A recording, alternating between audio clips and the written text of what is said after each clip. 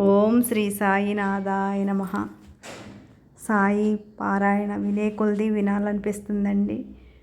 క్రమక్రమంగా బాబాకి దగ్గర కాగలుగుతాము, బాబా ఆశీస్సులు పొందగలుగుతాము. పారాయణ వినేటప్పుడు ఒక్క 10 నిమిషాలు శ్రద్ధగా వినండి. ఏ పని చేసుకున్నా లేకపోతే ప్రశాంతంగా కూర్చునైనా బాబా పారాయణను వినండి. బాబా వచ్చిన భక్తులను దక్షిణ అడిగేవారు. ఇది చాలామందికి విడ్డూరంగా ఉండేది.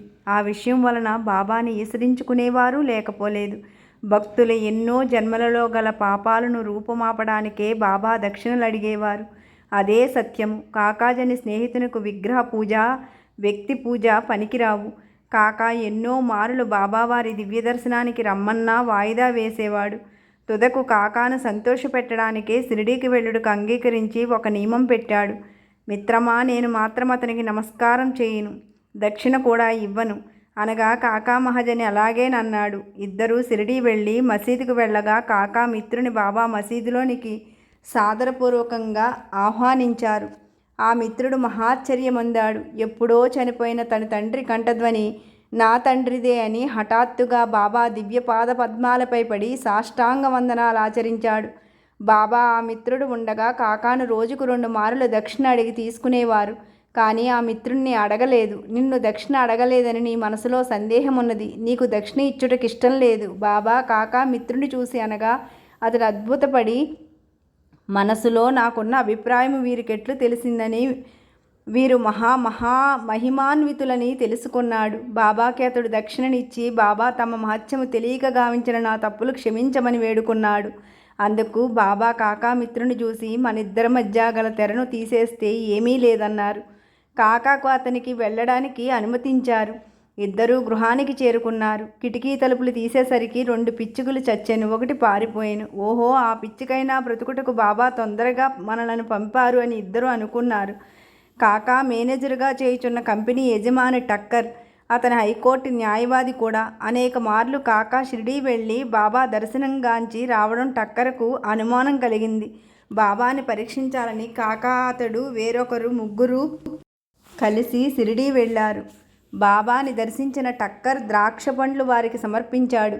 కాకా ఎండు ద్రాక్ష పండు బాబా పాదాలకు నమస్కరించి సమర్పించాడు. ప్రసాదంగా అవి పంచమన్నారు బాబా.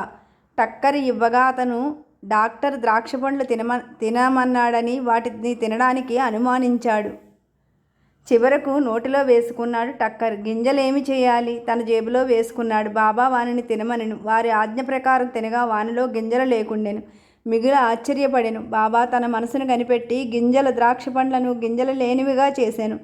తార్కాడుకు ఎట్టి ద్రాక్షలు దొరికెను అని అడుగగా గింజలతో ఉన్నవి దొరికినని తార్కాడు చెప్పాను. టక్కర్ ఆశ్చర్యపడెను. బాబా ఇలా అన్నారు, నిలకడలేని మనస్సు గలవాడొకడున్నాడు. బాగా ధనమున్నది, ఆరోగ్యమూ ఉన్నది, అంతకన్నా మిన్నగా అనుమానమూ ఉన్నది. చాలా భ్రమతో తిరుగుచున్నాడు. నన్ను పరీక్షించడానికి వచ్చాడు. టక్కర్ ఇదంతా తనదేనని అనుకున్నాడు. కాకాను బాబా దక్షిణ అడిగి తీసుకొని, కాకా, నేను అనవసరంగా ఎవరి దగ్గర దక్షిణ తీసుకొనను. ఒకవేళ తీసుకొనినా వాని గత జన్మలో గల పాపాలు మాపుటకే అలా చేస్తాను. పూర్వజన్మలో ఎవరికైనా ఇస్తేనే ఈ జన్మలో ధనవంతుడవుతాడు. ధనం ఎప్పుడూ ధర్మానికే ఉపయోగించాలి, లేకున్నా ఏదో రకంగా ఆ ధనం నాశనమవుతుంది అన్నారు.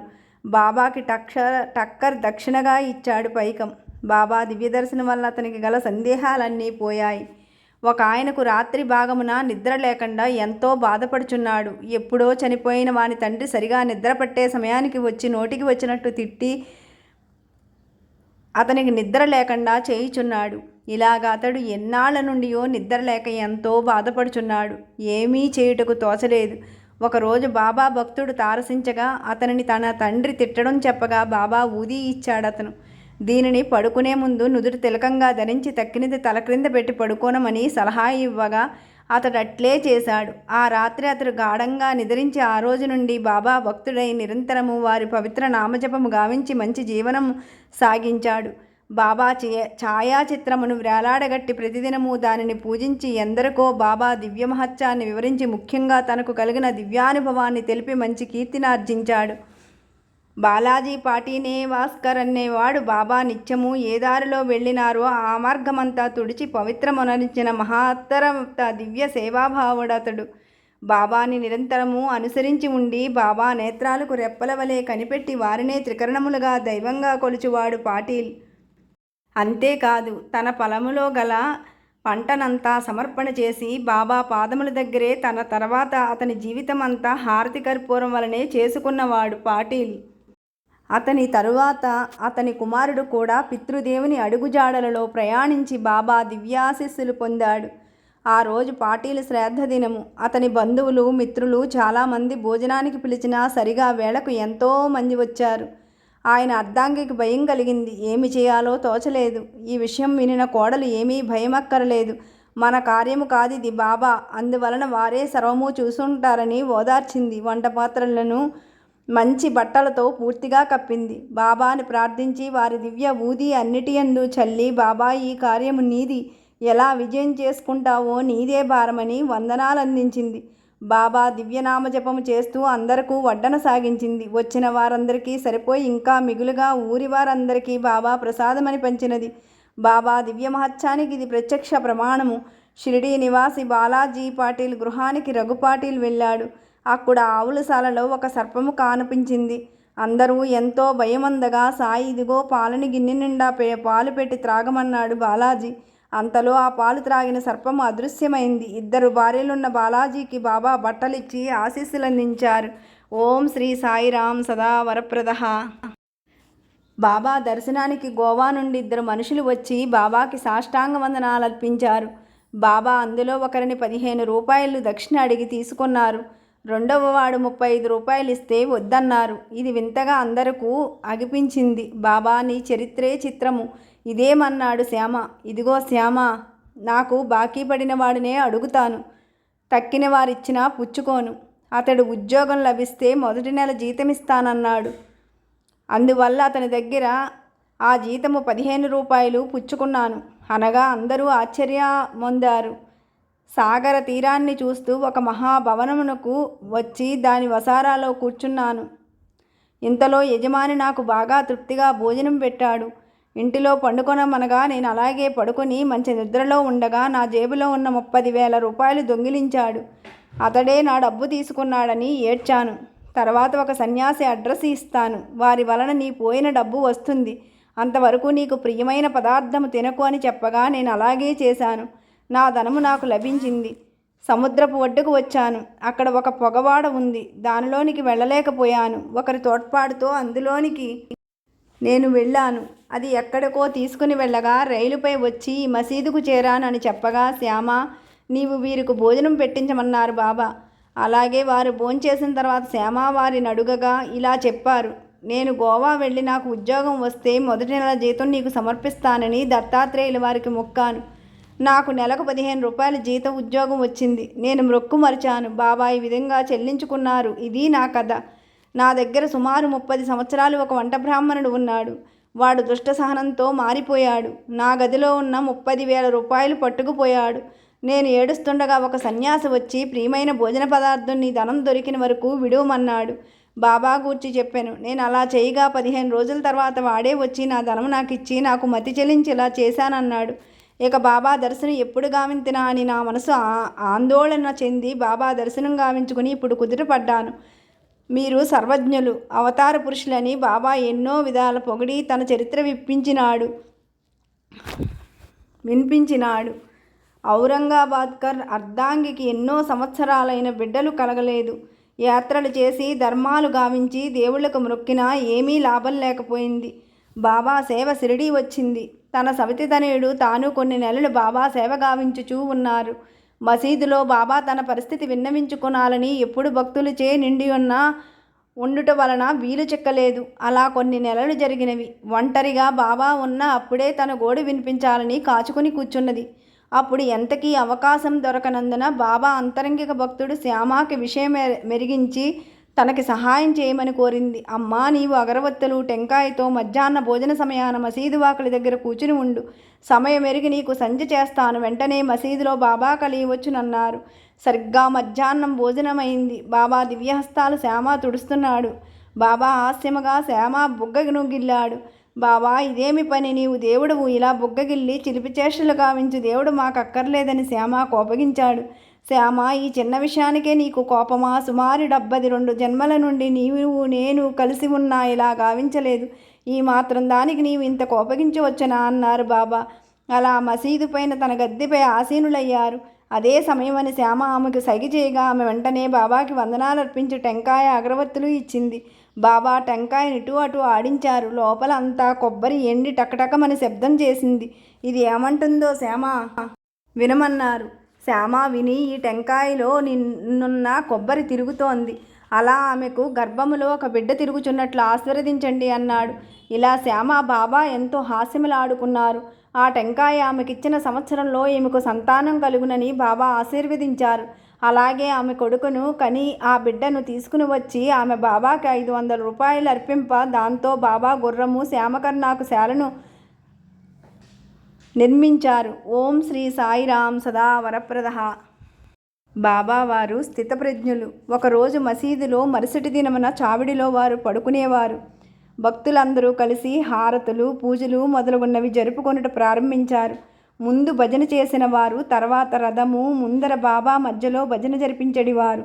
ఇక భక్తులు మృదంగము, తాళాలు మొదలైనవి మోయించేవారు. కొందరు కాగితాలు, మసీదు నలుమూలలా తోరణాలు కట్టేవారు. చుట్టూ దీపాలంకరణ చేసేవారు. శ్యామకర్ణ బాబా గుర్రము బయట ఉండేది. బాబా పరబ్రహ్మము కావున అతి ప్రశాంతంగా ఉండేవారు. తాత్య బాబా చంకలో తన హస్తాన్నుంచి ఎత్తగా సటకా చంకలో ధరించి కపిని, చిలుముకు పొగాకు, పైన కండువ బాబా బయలుదేర ఉండేవారు. తన దక్షిణ పాద బొటనవ్రేలుతో దునిలో కట్టెను ఎగద్రోసి కుడి హస్తమున వెలుగుచున్న దివ్యనార్పి చావిడికి సిద్ధమయ్యేవారు. ఈ ఉత్సవంలో స్త్రీలు, పురుషులు బాబా దివ్యనామోచ్చరణ చేస్తూ జయ జయ నినాదాలతో, మంగళ వాయిద్యాలతో బయలుదేరేవారు. కొందరు నాట్యం చేసేవారు. కొందరు బాబాకి 2 వైపులా వింజామరలతో దీవెన వీచేవారు. వామహస్తమున తాత్య, దక్షిణ హస్తమున మహల్సాపతి పట్టుకొనగా ఛత్రము బాపు సాహెబ్ జోగ్ దాల్చి ఉండగా బాబా నడిచేవారు. ముందు గుర్రము దారి చూపించేది. భువన మోంతరాళాలు మారుమ్రోగునట్లుగా మంగళ వాయిద్యాలు భక్తుల నాదాలతో, భక్తులు పరమోత్సాహంతో ఎంత చూసినా మనకి నేత్రానందకరంగా ఉండేటట్టు ఉండేది. ఆ మూలకు మహోత్సవం వచ్చేది. ఆ సమయమున బాబా తేజస్సు ఒక విచిత్రానుభూతి ప్రదముగా కనిపించేది. చావిడి వైపు మౌముతో నుండి అనంతరం ఉత్తరముఖంగా మనోనిచ్చలతో ఎవరినైనా పిలుస్తున్నారా అన్నట్లు కనిపించేది. మంగళ వాయిద్యాలు మ్రోగినప్పుడు తన దక్షిణ హస్తము క్రిందుగా మీదుగా ఆడించేవారు. ఆ సమయమున కాకా పూలు రంగులు పడి బాబాపై జల్లెడివాడు. అప్పటి వారి దివ్య తేజస్సును చూసిన భక్తులు జన్మమే ధన్యము. తాత్యా పటేల్ బాబా వామ భాగాన లాంతరుతో నడిచేవాడు. మహల్సాపతి కుడిపక్క నడుస్తూ బాబా కండువా అంచు పట్టుకునేవాడు. బాబాకి 2 ప్రక్కల భక్తజనము నడిచేవారు. ఈ దృశ్యమును మనము మన కనుల ఎదుట సాక్షాత్కరింప చేసుకుని పరమానంద పారిజాత పరిమళమును అందుదుముగాక, మన మనసును తృప్తిగాంచుగాక. చావిడి అలంకరణ గావించేవాడు. ఉత్సవము చావిడికి రాగానే తాత్యా ముందు వెళ్ళి మంచి గద్దెను అలంకరించి దాని మీద బాబాని కూర్చుండబెట్టేవారు. అంగరాక వేసి, తలపై తురాయి, కిరీటము ఉంచి, పూలదండలు గళమున వేసి, అనేక నగలు వేసి, మోముకు కస్తూరి తిలకము దిద్ది అందరి భక్తులు బాబాని వేగన్నులతో తిలకించి శరీరాలు పులకంప చేసుకుని పరమానంద సామ్రాజ్య పట్టాభిషేకము నందడివారు. భక్తులు వారి వారి మనసులకింపగు రీతి బాబాకి అలంకారాలు చేయుచుండగా ఎప్పుడూ వారికి అభ్యంతరం తెలుపలేదు. గిర్రిన తిరిగటి కుచ్చల చిత్రము నానాసాహెబ్ నిమోన్కర్ పట్టేవాడు. వెండి పళ్ళారాలను బాపూసాహెబ్ జోగ్ వారి దివ్య పాద పద్మాలను కడిగి ఆర్ఘ్యపాద్యాలు అర్పించి గంధపు పూత హస్తాలకు పూసి తాంబూలాన్ని సమర్పించేవాడు. అలా బాబా గద్దెపై అధివసింపగా తాత్యా మొదలైన భక్తులందరూ సాష్టాంగ వందన చందనాలు అర్పించడివారు. బాబాకి ఇరుప్రక్కల వింజామరలు భక్తులు వీచడివారు. చిలుము తయారు గావించి శ్యామ తాత్య కందింప అతడు ఒక్క మారు పీల్చి బాబాకి తరువాత ఇచ్చడివాడు. భక్త మహల్సాపతి బాబా తరువాత చిలుము పీల్చెడివాడు. ఉత్సవానంతరం బాబా దివ్యగణమున భక్తులు పూలమాలలతో నింపెడివారు. చివరిగా బాపూసాహెబ్ జోగ్ మహత్తర లాంఛనాలతో దివ్యహారతి ఇచ్చేవారు. మంగళ వాయిద్యాలు హాయిగా వాయించేవారు. బాబాకు నమోవాక్కులర్పించి క్రమంగా భక్తులు వారి వారి గృహాలకు వెళ్ళేవారు. చిలుము, అత్తరు, పన్నీరు సమర్పించి చివరిగా తాత్యాగృహానికి వెళ్ళుటకు లేవగా, తాత్యా నీవు నన్ను జాగ్రత్తగా చూసుకో, వెళ్ళి రాత్రి వచ్చి నన్ను గనుమనేవారు బాబా. బాగా ఒత్తుగా దుప్పట్లు వారే వేసుకుని నిద్రపోయేవారు. ఓం శ్రీ సాయిరాం సదా వరప్రద. అన్ని దానములందు భూతతృప్తిని చేసిన అన్నదానము చాలా విలువైనది. వేదాలు ఘోషిస్తున్నాయి. అన్నము పరబ్రహ్మముగా కూడా చెబుతారు. 16 దానాలున్నాయి. అన్నిటిలో అన్నదానము గొప్పది. బాబా భోజనం చేయటం ముందు మనకు తెలిసినదే కదా. ప్రతిదినము భిక్షాటన సరిగా మధ్యాహ్నం 12 గంటలకు ఉత్తమ గృహస్థులకు ఇండ్లకు వెళ్ళి తెచ్చి భుజించేవారు. బాబాకి జ్యోతులు వెలుగు, అన్నదానము చేయుట మొదలగు నుండి అన్నీ కూడా ఎంతో సరదాగా ఉండేది. అంతేకాదు వారు భోజనానికి కావలసిన పదార్థాలు స్వయంగా వెళ్ళి కొట్లపై కొని తెచ్చేవారు. గోధుమలు స్వయంగా వారే విసిరి జాగ్రత్తగా పిండిని పరిశుభ్రపరిచేవారు. మసీదు ముందున్న ఖాళీ స్థలంలో పెద్ద పొయ్యి పెట్టి ఎన్ని నీళ్లు వేయాలో కొలిచి అంత నీరు పాత్రలో వేసేవారు. పెద్ద పాత్ర సుమారు 100 మందికి, రెండోది 50 మందికి సరిపోయేది. ఈ 2 పాత్రలు బాబా దగ్గర ఉండేవి. మాంసం పలవు ఎంతో ఘనముగా తయారు గావించేవారు. జొన్న పిండి నీటిలో ఉడికించి దానిలో మజ్జిగ కలిపి అన్ని పదార్థాలతో ఈ అంబలి కూడా అందరికీ పోసేవారు. బాగా మరుగుచున్న దానిలో తన హస్తాన్నించి కలిపేవారు. అన్ని పదార్థాలు మసీదులో అల్లాకు మహానైవేద్యంగా సమర్పింపచేసేవారు. మహల్సాపతి తాత్యాలకు ముందు పెట్టి తక్కిన వారందరికీ అన్నదానం గావించేవారు. బాబా శాకాహారులను వేరుగా, మాంసాహారులను వేరుగా ఉంచి వడ్డన చేసేవారు. వారికి వీరికి కలయిక భోజన సమయాన్ని ఉండనిచ్చేవారు కాదు. శిష్యులను బాబా పరీక్షించేవారు. ఆ రోజు ఏకాదశి పుణ్యదినము. నీవు ఈ రూపాయితో మాంసం కొని తీసుకురా దాదా కేల్కర్కు ఆజ్ఞాపించారు. గురుదేవులు ఏది చెప్పినా అది అక్షరాలా పాటించడం ఉత్తమ శిష్యుని యొక్క లక్షణమని శ్రీ కేల్కర్ శ్రీ బాబావారి దివ్యవాక్కుతో సద్బ్రాహ్మణుడైన అతడు మాంసం కొని తీసుకురా అని దాదా కేల్కర్కు ఆజ్ఞాపించారు. గురుదేవుడు చెప్పినదే తడువుగా కేల్కరు బయలుదేరాడు. సద్బ్రాహ్మణుడైన అతను మాంసం కొనడానికి బయలుదేరినప్పుడు నీవు వద్దు అన్నారు. మరొక రోజు ఉడుకుచున్న మాంసం ఎలా ఉన్నదో కేల్కర్ని అడిగాడు. అతను బాగా ఉందనగా, ఆహా ఎంత గొప్పవాడవయ్యా, కళ్ళతోనైనా చూడలేదు, దాని రుచి తెలియదు, ఎలా బాగున్నదన్నావని కేల్కర్ హస్తాన్ని మరుగుచూ ఉడుకుతున్న మాంసపు పాత్రలో బాబా బలాత్కరంగా ఉంచారు. ఆ తర్వాత ఉడికిందో లేదో చెప్పమన్నారు. ఇదంతా ఎందుకనగా శిష్యులను గురువు పరీక్ష చేస్తారు. ఒకరోజు నానా బాబా దివ్య దర్శనానికి వచ్చిన బాబావారు నానాపై కోపగించారు. నానా, నాతో నీవు ఎన్ని వత్సరాల నుండి ఉన్నావు అనేసరికి బాబా ఆలోచించి అర్థం చేసుకునినాడు. బాబా పొరపాటు జరిగింది, క్షమించమన్నారు. ఎప్పుడూ నానా షిరిడి వచ్చిన కోపర్గాంలో గల శ్రీ దత్త మందిరాన్ని దర్శించి వచ్చేవాడు. కానీ ఆ రోజు అలా చేయలేదు. అందువలనే బాబా వారు అలా చెప్పారు. అలా నానా వచ్చినందుకు కాలుకు ముళ్ళు గుచ్చుకొని చాలా బాధగా అనిపించింది. ఇకపై జాగ్రత్త అని నానాను శ్రీ బాబావారు గట్టిగా హెచ్చరించారు.